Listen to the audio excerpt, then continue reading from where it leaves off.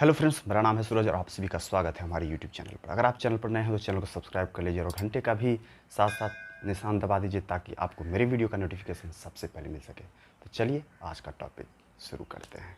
तो जैसा कि स्टूडेंटों में ये धारणा हो गई है कि फिजिक्स बहुत ही टफ लगता है उनको, वो चाहे बायोलॉजी स्ट्रीम से हों, चाहे वो क्या बोलते हैं कि मैथ स्ट्रीम से हों, इससे मतलब नहीं है। ओवरऑल अगर देखा जाए तो फिजिक्स हर किसी को टफ लगता है।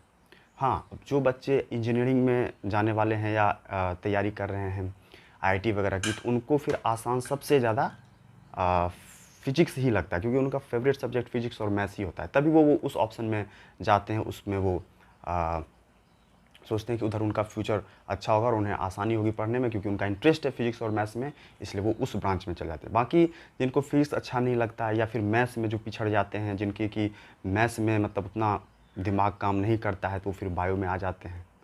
एक ये भी वजह है कि किस वजह से मतलब बच्चे बायो और मैथ्स में अपने आप को डिस्ट्रीब्यूट करते हैं। ये आज इस डर को दूर करते हैं, बच्चों के इस डर को दूर करते हैं कि फिजिक्स एक वैसा ही सब्जेक्ट है जैसा कि नॉर्मल सब्जेक्ट्स आपके होते हैं, है ना। बस पढ़ने का तरीका किसी भी सब्जेक्ट को आसान या मुश्किल बनाता है। तो वो जो आसान तरीका है जिससे कि फिजिक्स समझा जा सकता है और जिससे कि ये चीज़ें हमें समझ में आ सकती है, तो चलिए उस पर डिस्कस करते हैं। तो अगर फिजिक्स पढ़नी है, तो अगर फिजिक्स आपको अगर पढ़नी है तो फिर बेसिक मैथ्स आपकी बहुत ही अच्छी होनी चाहिए, बहुत ही अच्छी होनी चाहिए बेसिक मैथ्स। मैं मैथ की बात नहीं कर रहा हूँ, बेसिक मैथ्स मतलब कुछ बेसिक चीज़ें जो अपन मैथ में पढ़ते हैं वो हमारी अच्छी होनी चाहिए, क्योंकि कहा जाता है कि फिजिक्स जो है मैथ का भाई है। अगर आपको फिजिक्स अच्छे से पढ़नी है और अगर आप चाहते हैं कि आपसे न्यूमेरिकल्स बहुत ही अच्छे से सॉल्व हो, तो आपको कुछ अमाउंट में मैथ्स भी बहुत ही अच्छे तरीके से आना चाहिए। वो क्या क्या आना चाहिए, किस में आपको बिल्कुल फ्लुएंट और पारंगत होना है, मैं उन टॉपिक्स की बात यहाँ पे मैथ्स में कर रहा हूँ। वो कहते हैं ना कि mathematics is the tool of physics, यानी कि फिजिक्स में जो भी हम थोड़ा बहुत इधर उधर करते हैं किसी भी मामले में, क्वेश्चन को सॉल्व करने में या थ्योरी को समझने में, तो उसमें कुछ पार्ट जो है मैथ्स के भी हमारे आ जाता है। तो मैथ्स अच्छा होगा तो फिर फिजिक्स अपने आप अच्छी हो जाएगी, मतलब सॉल्विंग कैलकुलेटिंग पार्ट जो है वो अच्छी हो जाएगी। जैसे कि पहला अगर देखें तो मैथ्स में क्या हमें हमारा अच्छा होना चाहिए, अच्छा मतलब क्या, एक लेवल तक होना चाहिए कि मतलब हाँ इस क्राइटेरिया तक में जो है पूरा फिजिक्स जो है हमारा कवर हो जाएगा 11th-12th। तो पहला चैप्टर है अलजेब्रा, सेकेंड है ट्रिग्नोमेट्री, थर्ड है ज्योमेट्री, फोर्थ है ग्राफ्स, फिफ्थ है सम इम्पॉर्टेंट मैथमेटिकल फार्मूले, सिक्स्थ है कैलकुलस। अब कैलकुलस में दो ब्रांच होते हैं, एक डिफरेंशिएशन और दूसरा इंटीग्रेशन। तो ये डिफरेंशिएशन और इंटीग्रेशन बहुत ही अच्छे तरीके से आना चाहिए, ये हर जगह फिजिक्स में यूज होता है, ठीक है। अगला है यूनिट कन्वर्जन, हमें यूनिट भी पता होना चाहिए और उनका एक दूसरे में कन्वर्जन भी बहुत अच्छे से आना चाहिए। और सबसे लास्ट और सबसे इम्पॉर्टेंट अगर कुछ हम कहें तो वो है वेक्टर। वेक्टर भी हमें बहुत ही अच्छे तरीके से आना चाहिए। तो ये जो मैंने अभी आपको बताया है 1 से लेकर के 8 तक, algebra, trigonometry, geometry, graph, important mathematical फार्मूले, calculus, unit conversion and vector, ये बहुत ही अच्छे से आपको आने चाहिए। ये सारे बेसिक मैथ्स हैं और इन पे आपकी ग्रिप होगी तभी आप फिजिक्स के न्यूमेरिकल आसानी से सॉल्व कर पाएंगे, विद इन नो टाइम आप उसको सॉल्व कर पाएंगे। अब जैसे 11th एनसीईआरटी की अगर बात करें पार्ट 1 में, तो उनमें जो चैप्टर्स हैं बहुत ही बेसिक से चैप्टर हैं, वो तो आपको अच्छे से आने ही चाहिए। जैसे कि इनमें जो चैप्टर्स दिए हुए हैं, मैं चैप्टर्स का नाम ले लेता हूँ। Physical world, unit and measurements, motion in a straight line, motion in a plane, law of motion, work energy power, system of particles and rotational motion, gravitation. ये जो 7-8 चैप्टर है ना, ये पार्ट 1 के 11th में हैं। फिर पार्ट 2 के भी हैं, जैसे कि mechanical properties of solids, mechanical properties of fluids, thermal properties of matter, thermodynamics, kinetic theory, oscillation और वेव्स। ये जो इधर 7 चैप्टर्स हैं वो हैं पार्ट 2 के, 11th में ही पार्ट 2 के। तो ये जो चैप्टर्स हैं ये बहुत ही बेसिक्स हैं और इनको अच्छे से कर लेने से क्या होता है कि हमें 12th में भी मदद मिलती है। तो ये जो 11th वाला जो भी पार्ट होता है ना, उसको थोड़ा सा लेंदी इसलिए बना देते हैं ताकि 12th में बोर्ड होता है बच्चों का, तो 12th में उन्हें ज़्यादा परेशानी नहीं हो, इसलिए 11th में ही वो चाहते हैं कि जो थोड़े टफ चीज़ हैं वो उसको 11th में करवा देते हैं, ताकि यहाँ पे 2 साल का टाइम मिल जाएगा ना, तो वो अच्छे से बच्चा कवर कर लेगा। और 12th में क्या होता है कि कंपटीशन का भी स्ट्रेस रहता है बच्चों में, बोर्ड का भी रहता है, तो उसमें चाहते हैं कि थोड़ा सा कम दें, इसलिए 11th को 12th से टफ बनाया गया है, 9th को 10th से थोड़ा सा टफ बनाया गया है, ठीक है। तो ये सब चीज़ें समझ में आनी चाहिए, समझने से क्या होता है कि फिर चीज़ें आसान हो जाती है। तो जैसे पहला चैप्टर है ना 11th एनसीईआरटी पार्ट 1 में, फिजिकल वर्ल्ड। फिजिकल वर्ल्ड मतलब यही लेंथ वगैरह जो भी यूनिट्स वगैरह होते हैं और जो इकाई वगैरह जो होते हैं, है ना, उनका डिस्कशन हुआ है फिजिकल वर्ल्ड में, तो ये अच्छे से अपने को आना चाहिए। दूसरा यूनिट्स एंड मेजरमेंट्स, ये यूनिट्स और मेजरमेंट्स भी अच्छे से आना चाहिए, जिसको डायमेंशन बोलते हैं ना, डायमेंशनल फॉर्मूले वगैरह जो होते हैं वो यहीं से आपके होते हैं और ये भी आनी चाहिए आपको, ठीक है। उसके बाद आपका फिजिक्स शुरू होता है, motion in straight line, motion in a plane, है ना, लॉ ऑफ मोशन, तो फिर यहाँ से गाड़ी आगे चल पड़ती है फिजिक्स में। तो फिर इस तरह से इसको जो है कंप्लीट करना चाहिए। ये मेरे पास एनसीईआरटी फिजिक्स है और क्लास 12th की टेक्स्ट बुक है, ये पार्ट 1 है। इसकी जो मतलब फर्स्ट चैप्टर की अगर बात करें तो इसमें जो है फर्स्ट चैप्टर इसकी ये रही, chapter 1 electric charges and fluids. इसमें क्या है कि कंटेंट जो दिए हुए रहते हैं चैप्टर वाइज, जो नेम दिया होता है हमारे एनसीईआरटी फिजिक्स में, वो इस तरह से है कि जैसे पहले चैप्टर का नेम दे दिया यहाँ पे, उसके बाद उसके सब हेडिंग्स जो होते हैं, टॉपिक्स जो होते हैं, वो नीचे यहाँ पे दिए हुए होते हैं और सबके सामने वो पेज नंबर दे देते हैं, यहाँ पे आप देख सकते हैं। इससे क्या होता है कि बच्चों को बहुत आसानी होती है क्वेश्चन चैप्टर्स और उसके जो सब हेडिंग्स हैं उसको पॉइंट आउट करने में कि ये चैप्टर जो है कौन से पेज पे है और कौन से कहाँ पे इसको डिस्कस किया गया है। तो ये इससे थोड़ा है कि आसान हो जाता है। अब जैसे ये है chapter 1 electric charges and fields, तो यहाँ पे सबसे पहले इंट्रोडक्शन दे दिया और बहुत ही अच्छे से थ्योरी समझाई हुई है। आप देख सकते हैं एनसीईआरटी की सबसे जो खास बात है वो यही है कि वो समझाता बहुत ही अच्छे से है। बस यही है कि थोड़ा सा टाइम दे करके इसको पढ़ना पड़ता है, स्टूडेंटों को मेहनत करनी पड़ती है। आप देख सकते हैं विद डायग्राम्स, लेवल डायग्राम्स बहुत ही अच्छे से दिया हुआ है। और यहाँ पे सबसे बड़ी बात है कि ऑनलाइन भी आप यहाँ से इस लिंक के ज़रिए आप इसको समझ सकते हैं।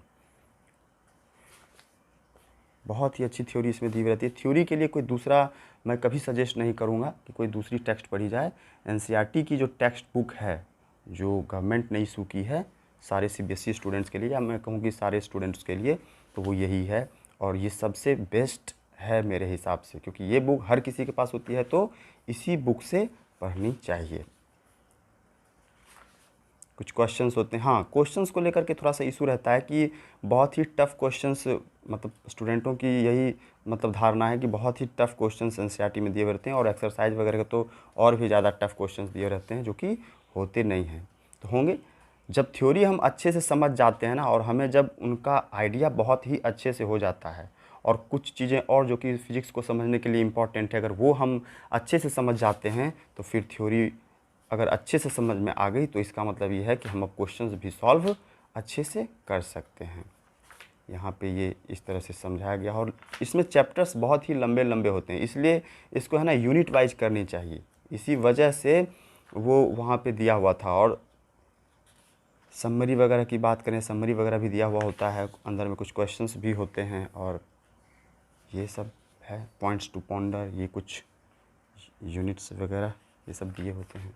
तो एनसीईआरटी को ऐसे ही पढ़ना चाहिए। और एक्सरसाइज के क्वेश्चंस तभी होंगे जब आपने पीछे एनसीईआरटी के थ्योरी को और फॉर्मूले को बहुत ही अच्छे से कर लिया है। फिर लास्ट में कुछ एडिशनल एक्सरसाइज होते हैं जिनको कि मतलब थोड़ा सा टफ़ माना जाता है, लेकिन वो क्वेश्चंस टफ़ होते नहीं है, बस ऐसा उनको माना जाता है। बच्चों को फिजिक्स बहुत टफ़ लगती है ना, इसलिए। तो यही है कि अगर ये पीछे वाले सारे क्वेश्चंस आपके हो गए तो आप इसमें सोच सकते हैं और सोचने से बुद्धि बढ़ती है और क्वेश्चंस भी अच्छे से सॉल्व हो जाते हैं, ठीक है। तो यही कुछ चीज़ें हैं जो एनसीईआरटी फिजिक्स में दी हुई है और इसको इस तरह से ही पढ़ना चाहिए। तो अब बात करते हैं कि फिजिक्स को पढ़ना कैसे है एनसीईआरटी से। देखो कैसे पढ़ना है। You should be very thorough with the theory part. Theory part आपके बहुत ही अच्छे से और खुद से पढ़े होने चाहिए, ठीक है।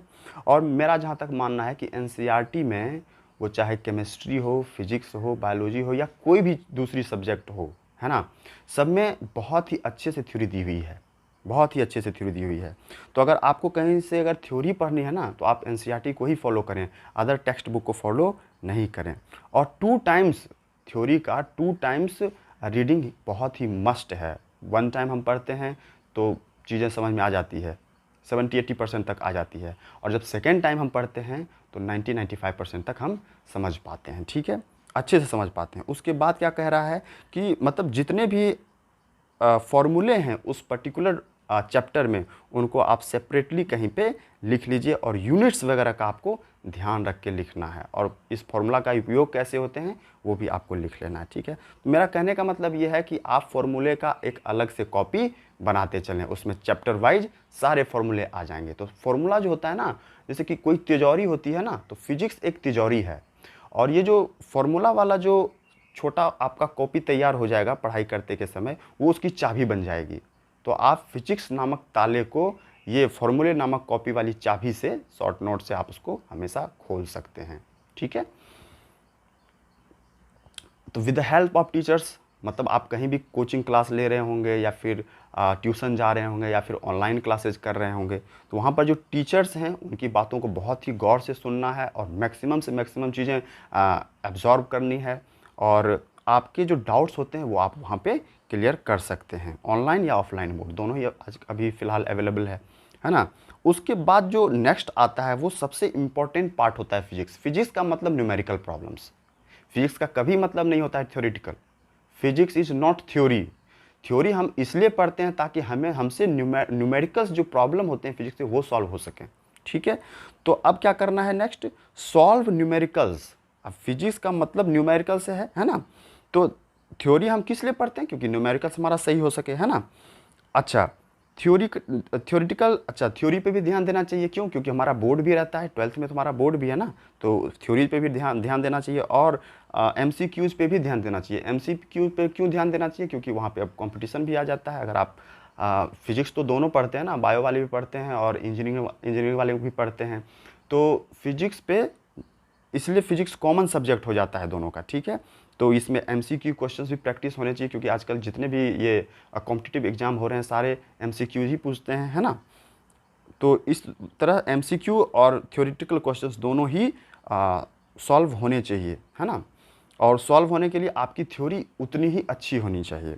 उसके बाद नेक्स्ट जो स्टेप आता है वो ये है कि increase your speed while solving the questions. अब जैसे होता है ना कि दिन भर लगा रहे हैं एक ही सवाल को सॉल्व करने में, क्योंकि वो सवाल हो नहीं रहा है। पहली बात तो वो सवाल इसलिए नहीं हो रहा है क्योंकि आपने उस थ्योरी को अच्छे से पढ़ा नहीं है ना। और अगर आपने उस थ्योरी को अच्छे से पढ़ लिया है तो वो सवाल आपसे हो जाना चाहिए, ठीक है। फिर भी अगर आपसे नहीं हो पा रहा है तो आप दूसरे की हेल्प, टीचर्स की हेल्प, अपने बड़े की हेल्प ले सकते हैं, है ना, सीनियर भैयाओं की हेल्प ले सकते हैं। और सबसे बड़ी बात है कि टाइम जो है ना आपको मिनिमाइज करना है। प्रैक्टिस का मतलब क्या है, क्यों हम ज़्यादा से ज़्यादा क्वेश्चन प्रैक्टिस करते हैं, क्योंकि हम टाइम को मिनिमाइज कर सकें और लिमिटेड टाइम में, गिवन टाइम में मैक्सिमम से मैक्सिमम क्वेश्चंस सॉल्व कर सकें, अटेम्प्ट कर सकें, ठीक है। तो टाइम लिमिट इज एसेंशियल, यानी टाइम के गिवन टाइम के अंदर ही हमें क्वेश्चंस हमसे सॉल्व होने चाहिए। तो ये प्रैक्टिस से हो जाता है। आप जिसे टॉपिक को आपने पढ़ लिया और बार बार आपने वैराइटीज ऑफ क्वेश्चंस अगर आप लगा रहे हैं, मतलब तरह तरह के अलग अलग क्वेश्चन लगा रहे हैं, तो आपसे सॉल्व होने लगेंगे और टाइम में सॉल्व होने लगेंगे। तो ये कुछ टिप्स एंड ट्रिक्स हैं फिजिक्स को पढ़ने के लिए। तो इस तरह से आप अगर इन इंस्ट्रक्शंस को आप अगर फॉलो करते हैं तो आपकी फ़िज़िक्स बहुत ही अच्छी हो जाएगी और आपको कभी भी फिज़िक्स से डर नहीं लगेगा। हाँ, मैं इतना ज़रूर कहूँगा कि मेहनत तो आपको करनी पड़ेगी, आपके बदले कोई दूसरा मेहनत नहीं करेगा। टीचर्स आपको बता देंगे, कोचिंग वाले आपको समझा देंगे, लेकिन कोचिंग वाले और टीचर दोनों ही आपके एग्ज़ाम में नहीं बैठेंगे, आपको अपने एग्ज़ाम में खुद बैठना होगा। इसलिए गाइडेंस लेनी चाहिए, टीचरों से लेनी चाहिए, कोचिंग वालों से लेनी चाहिए, कहीं से भी लेनी चाहिए, लेकिन मेहनत खुद ही करनी होती है और आपको खुद ही मेहनत करनी चाहिए। आप खुद अपनी मेहनत से ही सफल हो सकते हैं कहीं भी। ये कुछ ट्रिक्स एंड टिप्स है, होप आपको ये अच्छी लगी होगी। अगर आपको अच्छी लगी तो चैनल को सब्सक्राइब कर दीजिए, घंटे का भी निशान दबा दीजिए और अपने दोस्तों में, कलीग्स में शेयर कर दीजिए। Thank you very much.